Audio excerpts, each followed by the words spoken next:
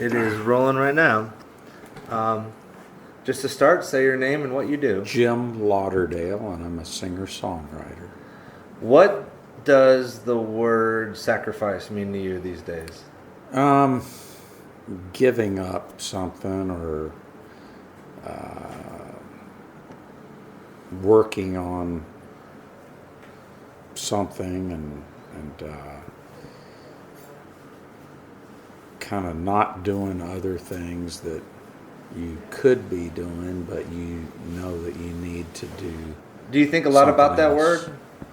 Not much. No. I mean, you're a road dog, though, but I don't. You know what? I've been doing this so long that it doesn't seem like a sacrifice. I mean, I think back in the day, there were a lot of things I didn't do so I could write, and things like that, and practice, but it doesn't.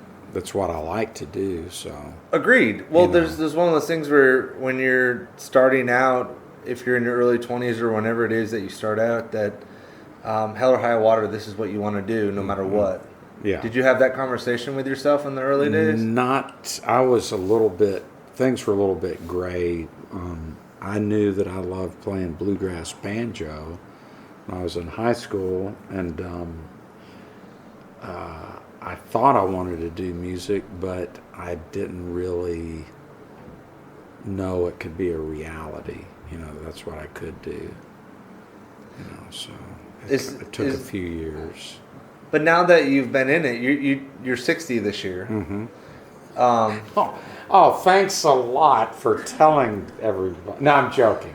But I'm saying is, like, I wonder is and I play devil's advocate when I say this. I wonder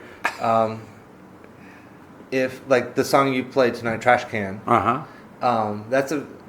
I don't know if it's a personal song for you, but, like, when I heard you sing that, I kept thinking of how much someone who's a troubadour goes through that daily experience, because you don't want to have relationships to pull you down from what you ultimately want to do.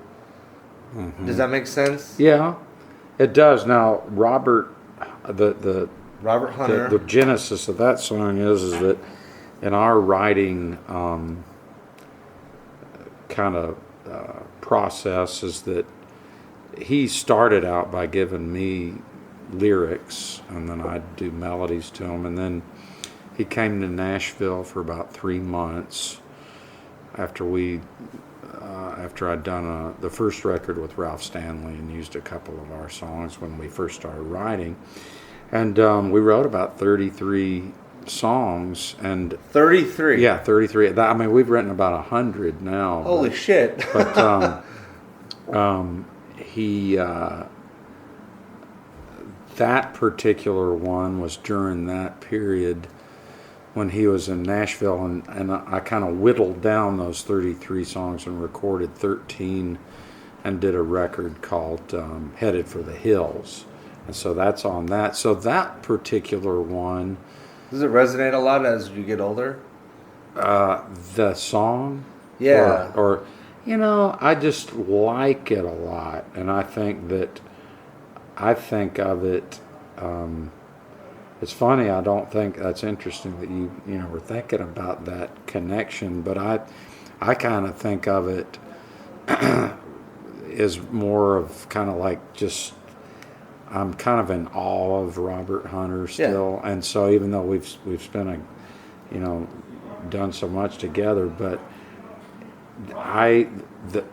when I gave him that melody, I went backwards that way, and he came up, I think, with this brilliant thing, and he's done that on a few different songs that just totally, when I give him the melodies, that he comes up with something that I never would be able to do. Of course, but that's why he and Jerry worked so well. Yeah.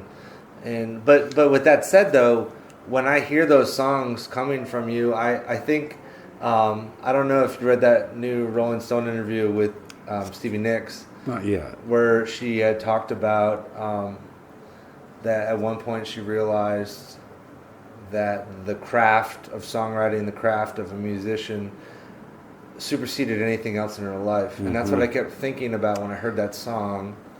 Has there been a moment, are you in that space? I mean, where where your career has superseded everything else? You know what? I think that I did feel like that it did take so much. I mean, I'm still trying to keep my footing and things. I mean, But you're all over the place in a good way. Good way. Yeah, I think so. But to me, I'm still struggling in my head. Yeah. And so the artist is never content. Right. And so and just creatively, I'm always thinking of the next thing. So right now, I'm kind of luckily I've put out kind of a flurry of records in the past 4 years, and so it'll be okay to kind of. But I'm not gonna slow down. But I'm not behind. Let's put it that way. I've got no. You've always done your own thing. Yes, I've got plenty of projects kind of in my head. I feel like you're one of the few Nashville people that was there in the '80s that still never sold out. You, Marty Stewart, I think of Ricky Skaggs, people that blur lines. Do you think if Jim Lauderdale, as a 20-year-old going into Nashville in May 2017, would be where you are right now, 40 years later? Would I or did I think that back both? then? I'll play devil's advocate. I'll say both. I'll tell you at the time, because when I went to Nashville when I was 21. So we're talking what, mid 70s? 79, and or no, I guess I was 22, but I was so. As we heard, Greenhorn. I've always heard Greenhorn. Greenhorn. But I was trying, I did get to hang out a lot with Roland White, and I wanted to go hang out with George Jones and Roland White. I just wanted to hang out with those two guys. That was a god. George, especially in 1980, Yeah. I mean. But Roland and I did get to hang out, and I sang a lot with him. I liked the records he did with his brother Clarence, and then Roland's work after that. And we did a duet record. We recorded one. Half of it was like bluegrass, and the other half was without banjo, and Marty Stewart played guitar on it. And do you think it's like nothing the same? Everything's the same? Like when I talk to you about Nashville right now, it's like, well, it's always been cutthroat. Well, it's not so, it's... what do you see right now? I mean, it's weird as hell when I look at it. Well, the people I love are still cranking out good stuff. And you just kind of have to separate the mainstream major label record stuff, which really, that kind of shrank a lot and for a while. I mean, it's not... Record companies consolidated like airlines do, and of course, everything else. But I hate when they say like everything's Americana. It's like kitchen sink type thing. Yeah, but I mean, I think that major label mainstream stuff will always be there, and it's just that'll Nature always of be the there. beast. But there's so many kind of more rootsy folks that live in Nashville too that aren't going. It used to be that writers and artists would move to Nashville to kind of chase that dream of having the major record label thing, but that's all changed. That was the 70s and the 80s. Yeah, so there are a ton of really talented people. I mean, Nashville is really. Well, I was at the Bobby's Idol Tavern. And I met Jonathan Long. Do you remember him at all? Maybe he's the bartender there, but he was one of he played 2 or 3 songs that just blew my mind. I never heard someone sing like that, and he just is an old bartender up there. And he came to Nashville in the early '70s, to record music, and then ended up bartending the last 40 years. Huh. But that said, what does that say about where you are right now? I mean, the fact that there's a million people every day that are trying to get into Nashville, and well, I've just you kind found of footing. chipped away at it for so long, and it's like my friend Luther Dickinson that I've gotten to work with. His dad was his dad was a great producer named Jim Dickinson. Yep. I remember. He passed away a couple years ago. He did. A few years ago, right? Mm-hmm. Yeah, I remember that. And I remember telling Luther about, it's like, gosh, I thought this record maybe would have really, moved the needle or whatever. And he said, well, it's like Dad says, Dad always said was that, sometimes it's like what you do just kind of keeps your footing there and keeps your foot in the door. You might not have this, big movement and things, but as long as you're kind of still in there. So that's kind of the way. And I remember David Grisman had a quote years ago about how as long as you're able to make a living doing music, then that's really,